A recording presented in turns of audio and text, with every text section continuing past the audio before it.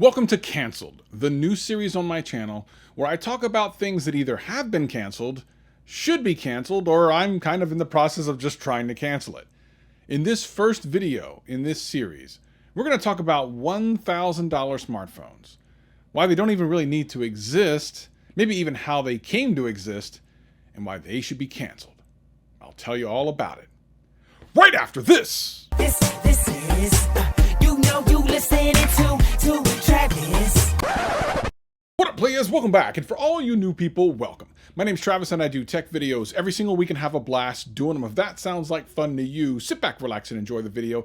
Anything I talk about will be in the description below, but for now, let's just get into the video. So I'm excited to start this new series of Canceled where I start talking about things that just plain old need to be canceled or have been canceled. So if that sounds interesting to you, hit that subscribe button because this is just the first in a long series of videos. Plus, I do all types of things like talk about budget phones and such, which is what I'm actually going to use as my argument against $1,000 phones. Now, to be clear, I'm not referring to flagships because flagships weren't always $1,000. But before we go into that, let's first talk about what a flagship actually is. It tends to be the latest and greatest and the best from each manufacturer.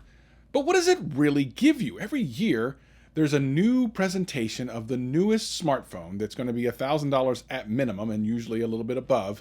It's going to give you some great new features. But what do you really end up getting? For the most part, it's a better processor, sometimes more RAM, not even all the time, and better photo processing, sometimes video processing. And that's about it. That's about it. And I get it, in this age of social media where picture taking is absolutely top of the line important for a smartphone since it's really the camera you have with you everywhere, the reality is we've actually gotten way past when it's been an issue for having an actual phone that can take good pictures. I mean, even cheap phones nowadays take really good pictures.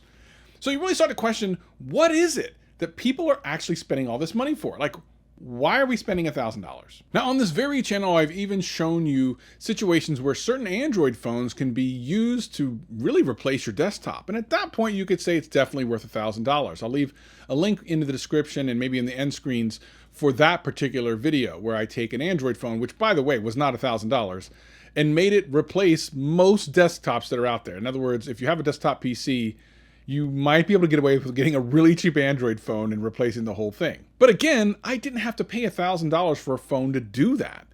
I think I paid like $300. Like, it's crazy. Ladies and gentlemen, $1,000. Let's get ready to cancel this thing. Now, of course, there've always been really expensive phones that randomly come out.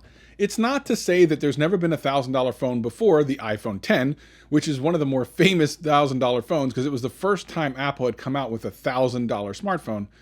But let's be honest, it was not commonplace before Apple did it with the iPhone X. Samsung would later follow suit with the S10, making their flagship at $1,000 as well. Now here's the thing, the year before that, the prices were much lower. And I remember the shock that everyone got when they first saw $1,000 for a smartphone. Like, we're not doing that, $1,000 is ridiculous. It was already going up, $1,000 is too much. But we're here at $1,000, and that is the thing that we need to fight against, because while we might be told that that extra money is used for some of the technology that goes into those phones, all you have to do is look around and disprove that. What really happened is Apple tested the waters with a $1,000 smartphone and to see if they could get away with it. Can they sell phones at that price point? And they did. And then Samsung followed suit the very next year. And they did. So why stop there? And that's when you started seeing some of these other smartphones, especially from Samsung, at like $1,400 and upwards of $2,000 just to see exactly how far they can push it. And listen, for things like the Z Flip and the Z Fold, I get it. More money, the technology is different. I get it. There's going to be some things there you're going to have to pay extra for.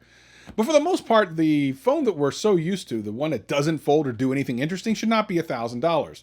So let's talk about some of those things. On the Apple side of things, all we have to do is look at the entire line. For example, the iPhone 12 and the iPhone 11 themselves are under $1,000 with flagship processors and a lot of the same processing that does all of those neat tricks with photography. So that's under $1,000. It's the Pro line that's above $1,000. And the thing is, like, is that even necessary? Is the Pro line even necessary? But even if it is, even if you say, yes, I need that bigger screen, I need all those extra features, does it have to be $1,000? And overall on the Android side of things, good God, there's so many options with the latest processor and some of the best unimaginable specs on these phones. Let me give you just a couple examples. If we're referring to the Snapdragon 865, which came out in 2020, I know that the Snapdragon 888 just came out this year. It's only been like a month or so I'm going to ignore those for now. But if you look at last year, look at all the different phones that had that flagship processor, the one that everyone paid all the extra money for in the S21 series of phones and the Note 21. What about the Galaxy S20 FE? I actually reviewed that phone here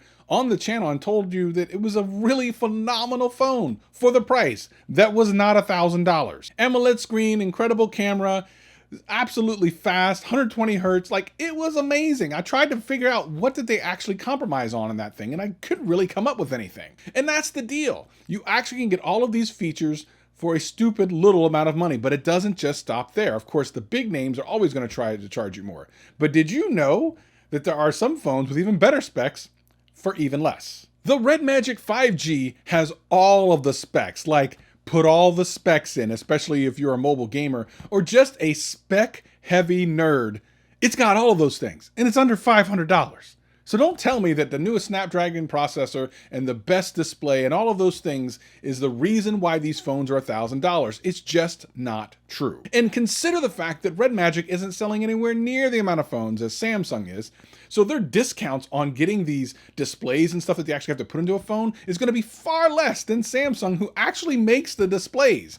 Yes, ladies and gentlemen, that Galaxy Note 20, S20 Ultra, whatever, could be like $600 if they really wanted it to be. The LG V60, which also has a Snapdragon 865, right now on Amazon is like stupid cheap, like $400-ish, or you can get it from our carrier for about $600. Again, top of the level processor, great screen, great camera, all of those things that we're being told we have to pay $1,000 for much less than $1,000. And listen, we live in a world right now where $1,000 phones are just, it's over. That period is over. We need to cancel this now. Who has $1,000 just to throw at a phone when a lot of people aren't even working? I've talked about this throughout most of 2020, but really we're into 2021. Things aren't that much different. People still need to save money and they still need phones. So now, if you've been watching my channel for any length of time, you've seen my Amazon Renewed series of videos. That's where I go to Amazon and buy renewed versions of smartphones. I'll leave a link in the description below. Make sure you hit subscribe if you want to see those type of videos. And I'll leave a link in the end screen as well. I'm finding incredible deals for flagships, for sometimes even in the same year, that are cut darn near in half. I mean, a Z Flip for $600. That thing came out last year and was like the cuttingest of cutting edge for $600. Secondhand sales on places like eBay and Swappa and stuff, you also can get a really great deal there as well. Again, you don't need to pay $1,000 for any of this stuff. You also can look for trade-in deals where you have an existing phone and trade it in towards another. That's something else. Something I've always encouraged people to do is to just wait, especially when it comes to Samsung phones, as those things drop super quick. I did a video about this very recently with a Samsung Galaxy S21 that just came out like a month ago, already dropped a couple $100. Like, within a month. This goes to show this phone should have never been $1,000. What are we doing? So while yes, there are different sizes and different specifications of phones now, 3 or 4 typically in a product line, so you can get it from, sometimes around $800 all the way up to over $1,000. My point is the $1,000 phone itself doesn't need to exist. Not the phone, but the pricing on that phone. These companies do not have to charge us $1,000. They're only doing it because we're allowing them to. We need to, as consumers, cancel the $1,000 smartphone. We can start this year. Just stop buying smartphones at $1,000. Stop it. Don't put it on a payment plan. Don't get it when it's not on sale. Don't do any of those things, because the more you do that, the more you're telling both Apple, Samsung, and whoever the heck else that you're willing to pay it, and the market will bear it. And it's not as though Samsung hasn't learned their lesson over the last couple of years, as a lot of their $1,000 smartphones haven't even sold that well. They're still putting them out though, because people are still buying them. So again, if we're going to cancel the $1,000 smartphone, we need to start by not buying it. So what is the real point of $1,000 smartphones? Is it to be one of the top selling smartphones in the entire year? Of course, you would think if you make a product, you want it to be one of the top selling phones. Well, no, in 2020, none of the top phones were $1,000 smartphones. So what really is the point? The price point makes no sense. The phones, sure, but give it to us cheaper. You know you can. And with things like the iPhone 11 and 12, phones that are actually cheaper than the flagship level, with a lot of the same specs, and the same thing with the Galaxy line of phones, especially the FE editions of phones, we know you can do it. And I think it's time to cancel it. Canceling $1,000 smartphones.